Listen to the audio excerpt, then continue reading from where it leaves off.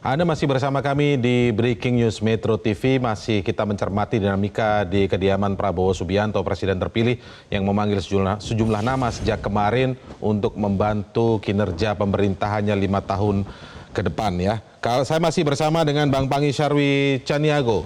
Bang Pangi, ini menarik. Tadi kita sempat mendengar pernyataan Gus Miftah ya. Saya ingin gali lebih dalam lagi. Informasi apa atau laporan apa yang Anda terima terkait dengan posisi atau nomenklatur mungkin di pemerintahan Prabowo ini? Karena tadi disebutkan yang pasti bukan wamen, artinya tidak di kementerian begitu ya. Dan kemudian bukan badan. Nah, informasi apa yang Anda terima? Apakah posturnya ini, kabinet ini, apakah ada juga nama-nama hari ini yang dipanggil mungkin tidak terkait dengan kabinet sebenarnya? Ya, kalau kita melihat begitu banyak yang dipanggil hari ini, Mas Indra, saya sudah berkeyakinan memang kemarin Ketua Harinya Gerindra, Pak Dasko kan mengatakan ya pasti yang wajah sumringah udah pasti jadi menteri. Nah sekarang kemudian ada pengumuman bahwa yang dipanggil sekarang itu adalah posisi wamen dan kepala badan. Nah tiba-tiba muncul lagi ada namanya Raffi Ahmad, ada muncul Taufik Hidayat, ada muncul Gus Miftah dan yang lain, dan pekerja-pekerja yang sesuai dengan passion mereka tadi, ya nampaknya memang itu akan membantu tadi kinerja-kinerja kementerian, kelembagaan atau badan-badan tadi gitu. Jadi misalnya kalau dengan Gus Miftah ini kan cocok sekali dengan misalnya Nasaruddin Umar kalau memang persoalannya pada agama, toleransi, keberagaman, tapi bukan wamen maksudnya. Anti diskriminatif. Ya artinya tapi disebutkan tadi yang pasti bukan wamen. Semua, ya udah pasti memang bukan wamen. Jadi memang ini kan kalau memang saya mencermati informasi yang saya dengar itu ada 123 kementerian dan lembaga yang saya pernah dengar gitu. Ada 123. Nah, itu di situ mungkin ada badan, ada kementerian, ada lembaga. Nah, itu yang kemudian apakah apa arah intensitasnya saya belum mencium arah nomenklatur baru ini. Tapi ini kan kejutan-kejutan yang tidak pernah terjadi dari pemerintahan sebelumnya. Ini betul-betul bagi saya ini luar biasa. Kita percayakan kepada Pak Prabowo bahwa beliau akan menjadi mampu mengatasi masalah yang dihadapi rakyat dengan bertambahnya menteri ini.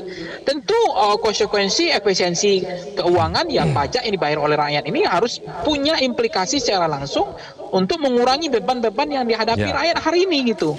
Persoalan-persoalan yang hari-hari dihadapi masyarakat, persoalan daya beli, persoalan persaingan usaha yang mereka kalah industri lokal oleh industri dari luar gitu. Kemudian persoalan tadi yang saya sampaikan, kriminalitas yang meningkat, soal begal, judi online, soal lingkungan, tata ruang kota, termasuk mungkin juga untuk mendukung program strategisnya Pak Prabowo. Jadi ini sebenarnya betul-betul kalau kita mencermati ini kabinet yang betul-betul wow sekali gitu, luar biasa, bukan lagi gemuk ini menurut saya, udah sangat luar biasa. Itu dia poin pertanyaan saya, Bang Pangi. Poin pertanyaan saya adalah apakah mungkin tidak semuanya itu konteksnya adalah kabinet yang dipanggil. Jadi ada tokoh atau public figure yang dipanggil untuk kemudian membantu memperkuat kementerian-kementerian yang ada atau badan-badan yang ada, walaupun tidak menjadi badan tersendiri atau kementerian tersendiri atau struktural di kementerian itu begitu. Tidak masuk dalam struktural. Apakah mungkin itu juga akan terjadi? Mungkin saja, bisa iya bisa tidak gitu. Tetapi kalau kemudian kalau kita hitung dari tadi, apakah wakil menteri sudah berjumlah lebih dari 48 gitu.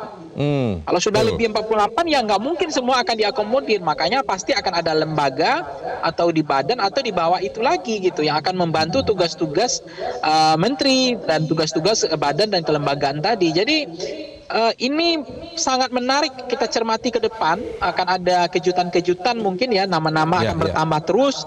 Tapi yang jelas yang dipanggil pertama kemarin udah punya keyakinan kita itu adalah orang-orang yang akan diplot kepada menjadi menteri gitu, direct man and direct place-nya.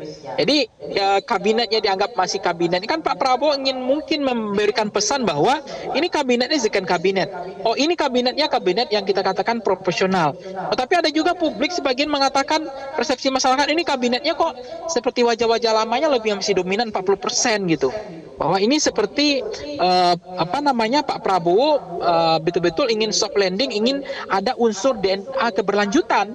sehingga ada menterinya hampir 80% itu adalah menteri-menteri Pak Jokowi gitu, terutama menteri-menteri yang menjadi tulang punggung pada ekonomi, Jadi termasuk yang tadi saya singgung. menurut Anda ini lebih pada agar soft landing keberlanjutan? Iya, saya mencermati ini bukan kabinet second kabinet, bukan kabinet proporsional, bukan kabinet grand coalition, tapi ini kabinet keberlanjutan gitu. Jadi kelihatan banget, saya nggak tahu, memang nanti kalau Pak Prabowo ini kan adalah garis komando ya, tegak lurus, nggak boleh ada garis hitam putus-putus.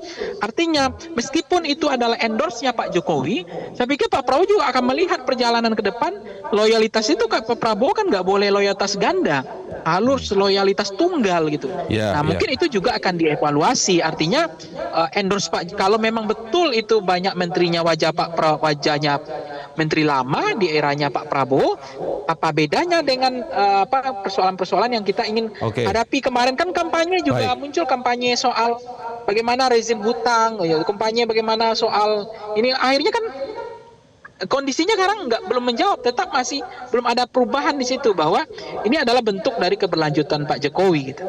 Ya, Bang Panggi, kalau tadi sampai saat ini saja yang dipanggil tadi angkanya kurang lebih 48, mungkin sudah lebih ya dari 48 nama untuk hari ini saja. Kalau tadi disinggung soal jika semuanya posisi wamen, bisa saja berarti ada satu kementerian yang wamennya lebih dari satu, bahkan lebih dari dua mungkin ya, kalau itu diakomodir semua. Atau kemudian lari ke lembaga. Bisa saja juga wakil kepala lembaganya lebih dari satu, bahkan lebih dari dua. Kalau kita lihat jumlah orang yang hadir di sini, jika memang itu semuanya diakomodir. Nah, menurut Anda apakah fungsi-fungsi pengawasannya nanti, karena ini kan eksekutif, fungsi pengawasannya ada di legislatif, bisa kita intip sebenarnya dari penyusunan komisi yang sudah dilakukan tadi di DPR, menurut Anda? Apakah ini akan tertampung pengawasannya oleh komisi-komisi yang ada di DPR? Nah itu juga menarik, komisi yang sudah disahkan hari ini, ada 13 ya kalau nggak salah ya, lupa saya komisinya. Itu kemudian apakah mampu akan melakukan check and balances untuk mengontrol kinerja dari eksekutif selama ini, yaitu dalam konteks ini menteri, apakah itu badan atau lembaga yang tadi begitu banyak jumlahnya gitu. Jadi kita nggak pernah melihat peristiwa yang memang ini peristiwa yang cukup mengejutkan, di luar dugaan banyak orang akan sebanyak ini yang dipanggil.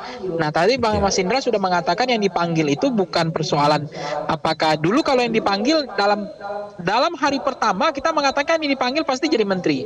Tapi kalau sekarang hari kedua ini udah nggak lagi ke sana.